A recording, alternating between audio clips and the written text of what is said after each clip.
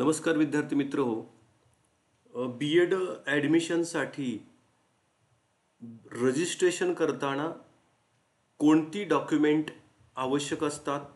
मित्रांनो, B Ed registration करताना जी document आपण अपलोड करतो, साधारणपणे बी एड ॲडमिशन होतेवेळी म्हणजे राऊंडमध्ये तुमचं नाव आल्यानंतर जेव्हा तुम्ही बी एडला ॲडमिशन घेण्यासाठी संबंधित कॉलेजमध्ये जाल, तेव्हा तुम्ही जी डॉक्युमेंट अपलोड केलेली आहेत तीच डॉक्युमेंट तुम्हाला ॲडमिशनच्या वेळी सदर महाविद्यालयाला सबमिट करावी लागतात.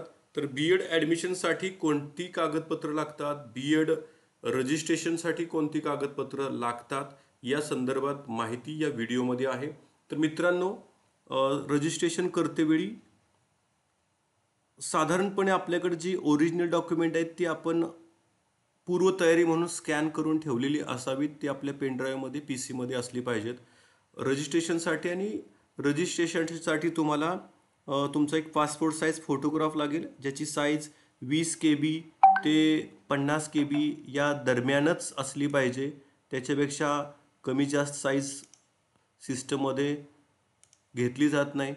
ठीक आहे, तर 20 ते 50 KB मध्ये तुमचा फोटो लागेल आणि तो जो फॉर्मॅट आहे तो JPG किंवा JPEG ह्या फॉर्मॅटमध्ये तुमचा फोटोग्राफ चालेल. त्याच्यानंतर तुम्हाला सिग्नेचर 10 KB ते 20 KB या साईजमध्ये तुमची सिग्नेचर असली पाहिजे. बॉल पेन, ब्लॅक पेन दोन्ही पेन चालू शकतात.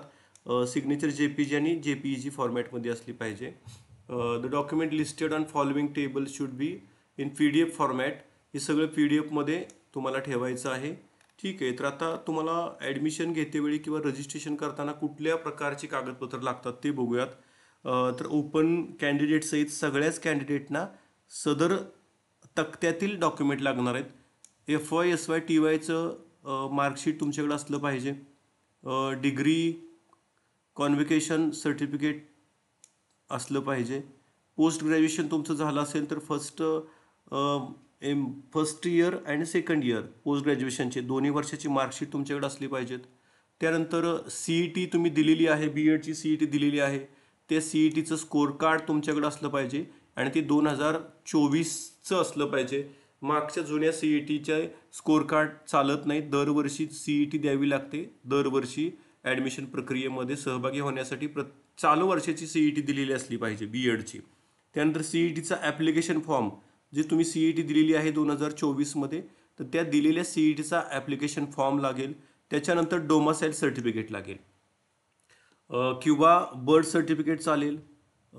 Mentioning place of birth or school living certificate mentioning place of birth, जन्म ठिकाणाचा उल्लेख होईल अशा पद्धतीचे सर्टिफिकेट हे लागतील. तर साधारण ही डॉक्युमेंट सगळ्याच कॅन्डिडेटला लागणार आहेत. ओपन सहित सगळ्या कॅटेगरीतली जी मुलं आहेत त्या सगळ्यांना ही 6 डॉक्युमेंट तुम्हाला आवश्यक आहेत. त्याच्यानंतर बघूया महाराष्ट्र टाईप ए. महाराष्ट्रात जन्मलेली, महाराष्ट्रात शिकलेली मुलं जी असतात त्यांनी साधारण टाईप ए हा ऑप्शन निवडलेला असतो. तर त्यांना डोमासाईल सर्टिफिकेट लागतं. Domicile certificate of the candidate, birth certificate किंवा ते नसेल तर birth certificate indicating place of birth in the state of Maharashtra. आपण महाराष्ट्राचे निवासी आहोत असं उल्लेख असलेलं certificate. School living certificate of the candidate indicating place of birth in state of Maharashtra, अशा पद्धतीचे सर्टिफिकेट लागतील. यापैकी कोणतंही एक चालेल. महाराष्ट्र टाईप बी ज्यांचं असेल त्यांना domicile certificate of candidate, father mother of candidate indicating that he she is domicile in the state of Maharashtra. ठीक आहे, तर आपण साधारण ॲडमिट होणारी मुलं ती टाईप एमध्येच जास्त प्रमाणामध्ये येतात.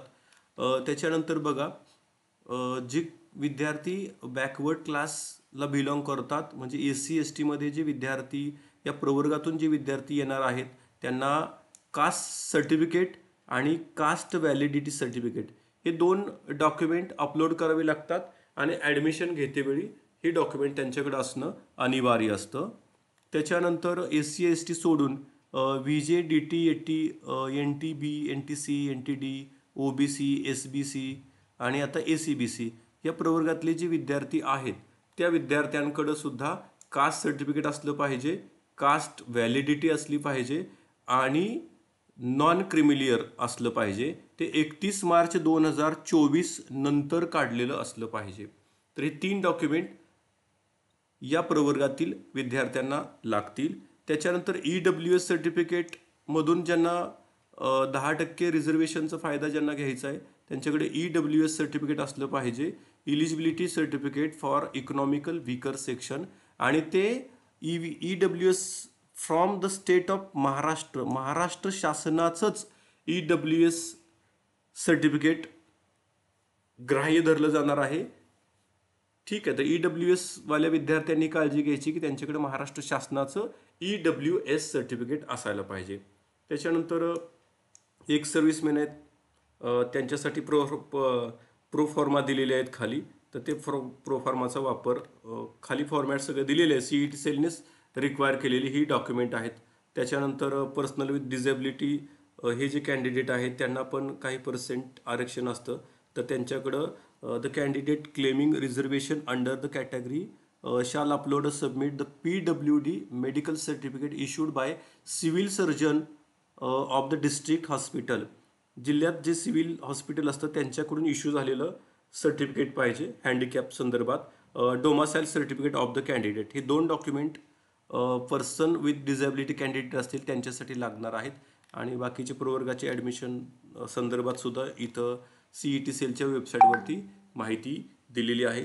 तर विद्यार्थी मित्रांनो, तर हे प्रोफॉर्मा आहेत. CETने आपल्या वेबसाईटवरती हे सगळे फॉर्मॅट ठेवलेले आहेत. ज्यांना जे फॉर्मॅट आवश्यक असतात त्या फॉर्मॅटचे त्यांनी स्वतः ते प्रिंट काढायची आहे आणि सिग्नेचर आणि संबंधित ज्या गोष्टी लागतात त्या ठेवून तुम्हाला या गोष्टी सबमिट करायच्या आहेत. ठीक आहे, तर अशा पद्धतीनं BEdच्या CETसाठी ॲडमिशन घेण्यासाठी रजिस्ट्रेशनसाठी जी कागदपत्र लागतात त्याची माहिती या व्हिडिओमध्ये तुम्हाला देण्यात आलेली आहे. थँक्यू.